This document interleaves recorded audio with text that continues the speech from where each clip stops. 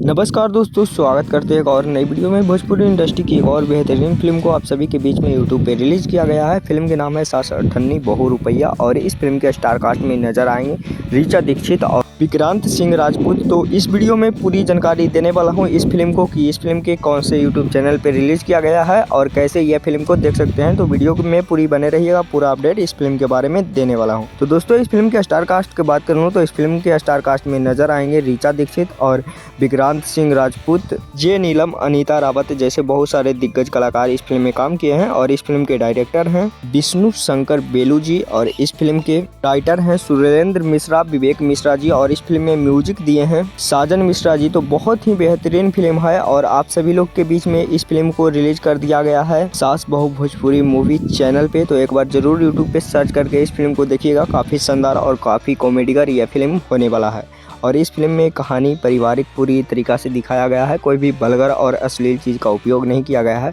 तो बहुत ही बेहतरीन फिल्म होने वाला है। पूरा फैमिली के साथ इस फिल्म को बैठ के देख सकते हैं। कमेंट बॉक्स में कमेंट करके बताइए कि ये अपडेट आप सभी को कैसा लगा। वीडियो अच्छा लगा होगा तो लाइक और चैनल पर सब्सक्राइब करना ना भूलें। मिलते हैं किसी नेक्स्ट वीडियो में किसी नेक्स्ट खबर के साथ। बने रहेगा हमारे चैनल पर ऐसे ही बेहतरीन और मज़ेदार खबरें के लिए। धन्यवाद।